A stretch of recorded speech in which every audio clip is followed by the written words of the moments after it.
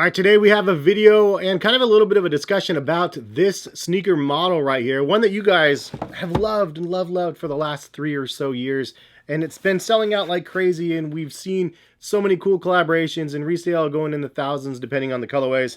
And now, 2023 May, we're seeing colorways like this drop.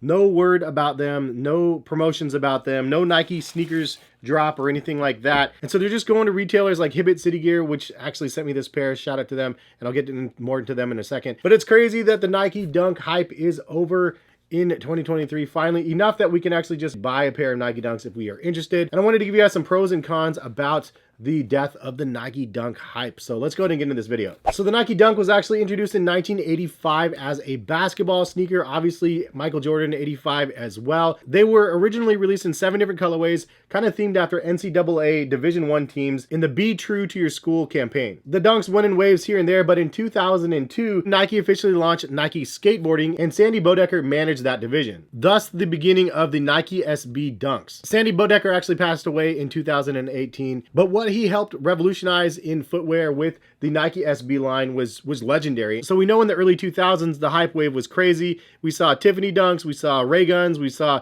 Jedi Dunks, and all sorts of really awesome pop culture inspired Nike Dunk versions of sneakers. And probably one of the most iconic ones is the What Does, which actually was a combination of different panels of many different releases of Nike SBs in the past, mishmashed into 2 different shoes. Both of them were actually unique. They didn't have the same pattern on both shoes. Obviously, you guys know what I'm talking about, but that was probably one of the first mismatched pairs on the market. And since then, we've seen lots and lots of mismatched pairs across the board in all sorts of different footwear, including companies like Dizygotic actually coming together and creating like mismatched pairs in every single pair that they release. Really cool concepts. Really all stems from that What the Dunk release. Now in the 2020 eras, we saw a revival of the Nike SBs. Obviously Travis Scott helped that quite a bit, and the Kardashians and other celebrity types that were wearing the Nike Dunks from the early 2000 era. And then the prices went through the roof on a lot of those things. The Stussy Dunks is an example. I think I sold those back when I sold my sneaker collection the first time around years ago. I think I sold them for like $240, and now they're selling for $2,500. So that happened. The boom went absolutely crazy for Nike Dunk lows specifically, and Nike Dunks in general. But with every boom usually is a bust, and unfortunately, or fortunately, depending on which side of the fence you're on, now we have the ability to buy really nice colorways of Nike Dunks that are just not selling out. They're sitting at retail, and I don't think resellers even know that specific colorways have dropped because there's no interest in them.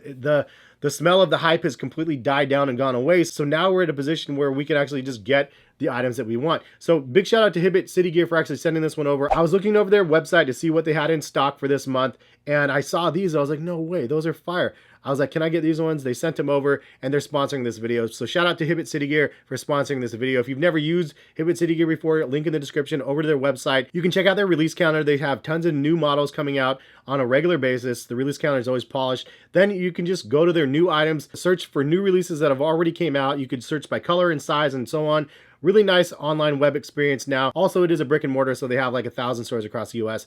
Definitely check them out. Link in the description, and thank you to Hibbett again for sponsoring this video and sending these awesome shoes, because as somebody that's been a long-term Nike Dunk fan, it's dope that I can get some really nice colorways, just clean colorways that they can send over. So this is a new one that I wanted to show you guys that has really interesting look to it, because from images I was like, dude, what is the wavy action going on there? I was like, is that a print? Reminds me of a vinyl record, to be honest. Somebody that used to DJ in the past and he had vinyl records. It feels like it's a nylon material, and the only leather that you have on this shoe, which typically the entire upper is leather, the only leather on this shoe is on the swoosh and the heel counter, and that is pretty much it. The rest are these interesting like nylon panels on the sides of the shoe with all sorts of different wavy lines. And it also kind of reminds me of like a zebra, but all black zebra or something like that. I do like that you have that off-white cream midsole with the white stitching as well, and then the black outsole. I feel like this is going to be a very wearable pair for myself. I think it's a really clean colorway and one that is readily available to buy. If you guys are interested in getting one, link in the description over to Hibbett. The only other thing that I noticed about this is different than any other Dunks is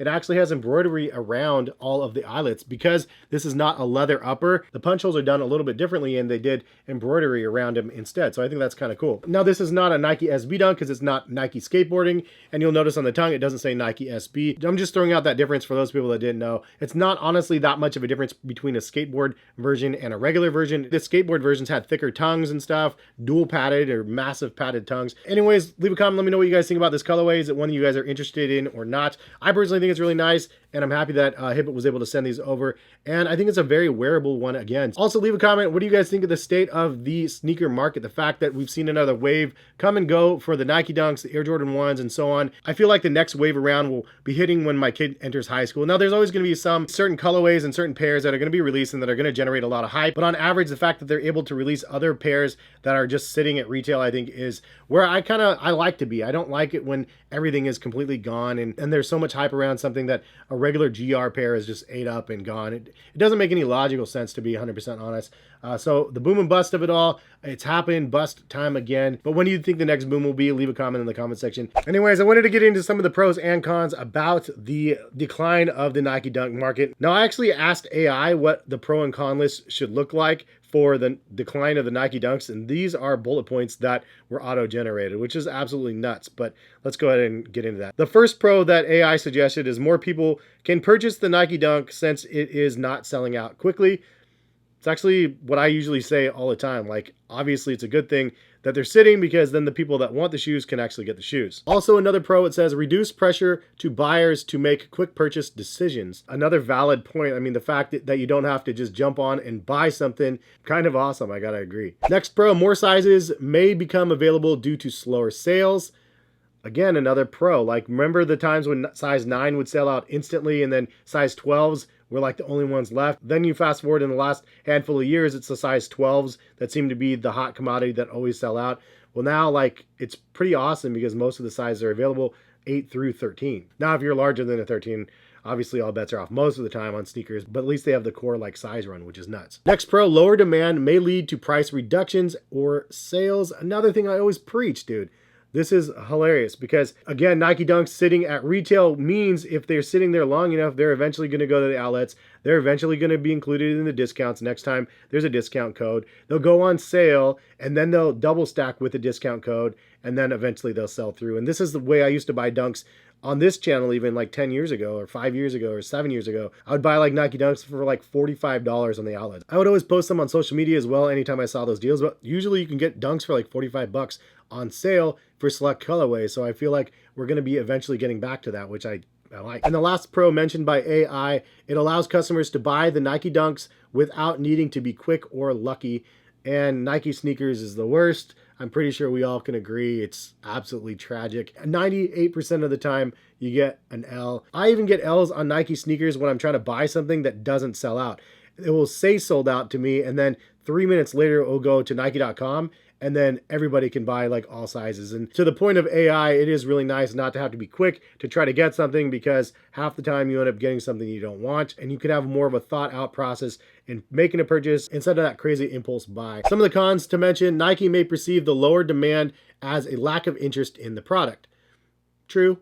I feel like that's not a bad thing. I mean, sometimes companies force us to have certain models on the market that we don't necessarily want anymore, that they need to just shelve and put away for 5 or 10 years, then bring them back, and then maybe there'll be a little bit of luster. But you can't bring us every single retro model from 30 years ago and expect every single person to want to get that exact model. There's only select few pairs of sneakers and stuff that like fit that mold. The rest of the stuff is just stuff that you would release a little bit, shelve it for a while, and then bring it back maybe every once in a blue moon. The next con: the hype surrounding the Nike Dunk may decrease due to slower sales. Yes, and yes, that's happened.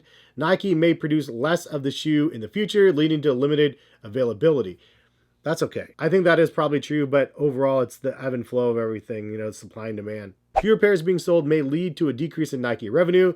We're not worried about Nike's revenue. You guys are not probably worried about Nike's revenue either at this point, so not a point that I care about. And the last con via AI says the exclusivity of owning a rare shoe may be lost. Oh no. The thing is that I'll say is, like, today's GRs are tomorrow's grails, and that's been the case for the last like 20 years. I mean, the regular pairs of shoes that dropped many moons ago are ones that a lot of people really want now. Like the Gamma 11s, for example, nobody wanted those when they came out. It was a weird colorway. It was not an OG colorway. The price point was like, I think maybe 220 for those when they came out. A lot of people were like, dude, that's way too much money. And then now look at the prices, and the prices of the Gammas are crazy. And that's not an original colorway. It's not a Concord. It's not a Columbia. It's just a Gamma colorway. And that's the one that everybody wants. So supply and demand happens. That's the way it goes. I'm not really worried about it, the exclusivity factor of it. The fact that there are going to be some pairs that are going to be exclusive and limited. Nike knows how to create those. It doesn't have to be every pair though. And I feel like the point where every single Nike Dunk, no matter if it was a Nike Bayou or if it was a Nike Dunk GR or a high top or whatever it was, it sold out like crazy, resold for money. I feel like that era is definitely not now.